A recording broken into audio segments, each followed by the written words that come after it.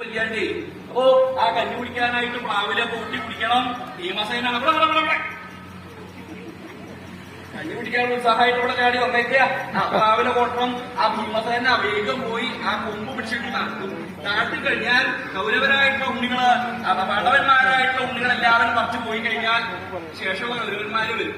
അവര് വന്നു കഴിഞ്ഞാൽ ആ ഭീമസേന എന്താ ചെയ്യാ, കയ്യവിടെ നിർത്തി കഴിഞ്ഞാൽ ആ പ്ലാവിലേമൽ ആ കൊമ്പമിലെ തൂക്കി പിടിച്ച് നിൽക്കണ ആളുകളൊക്കെ അവിടെ പോകും. അയ്യോ വെല്ലേട്ടനെ തൂക്കിക്കൊല്ലണേ, ഇങ്ങനെ എഴുതിക്കൂല്ല, തൂക്കിക്കൂല്ല. ഇന്നത് പറഞ്ഞാൽ തീരില്ല. ഉപദ്രവം നല്ലോണം വർദ്ധിക്കാൻ തുടങ്ങി.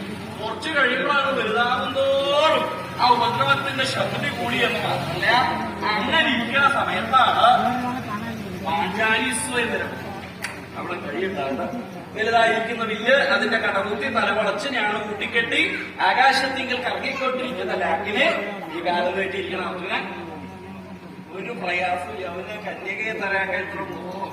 ആ വില്ല് കിട്ടുന്ന വളച്ച് കന്യകയെ തരാക്കിയെന്ന് മാത്രമല്ല, പാഞ്ചാലി വിവാഹം കഴിഞ്ഞതായി.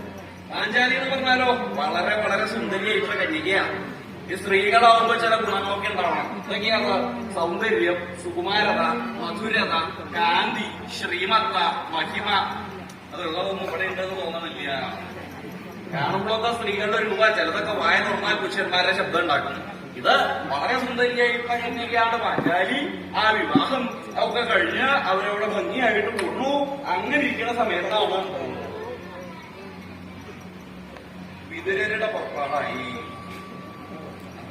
കേമായിട്ട് കയ്യൊക്കെ മുന്നാക്കെ കെട്ടി വരാം വരാം വരാം വരാം ഇതോ ഒഴിക്കാൻ നമുക്ക് കെട്ടിയിരുന്ന ആരും ഇരിക്കുന്നില്ലാന്നേ ഉള്ളൂ. വന്നോളൂ, എന്താ ഇങ്ങനെ കുന്നൊഴിച്ചിട്ടൊക്കെ പറഞ്ഞിട്ടുള്ളത്? ഇവിടെ വരാം. കേമന്മാരായിട്ടുള്ള ആളുകളൊക്കെ അവിടെ വന്നിരിക്കണു. ഭഗവാൻ ശ്രീകൃഷ്ണൻ എല്ലാവരും ഉണ്ട്. എല്ലാവരും കൂടി ആലോചിച്ചു. അതെന്താ, ഈ പരസ്പര വൈരികളായിട്ടുള്ള ആളുകള് ഒരു സ്ഥലത്ത് താമസിച്ചാൽ അത് രണ്ടാളുകൾക്ക് ഐശ്വര്യം ഉണ്ടാക്കില്ല. ഇപ്പൊ ചില രാജ്യങ്ങളിലൊക്കെ കഥ കേൾക്കാനില്ലേ, യുദ്ധം നടക്കിയെന്നാ കേൾക്കുന്നത്. സാമാന്യം പോലെ എന്തെങ്കിലും വെച്ചു പിടിക്കാൻ പറ്റുണ്ടോ?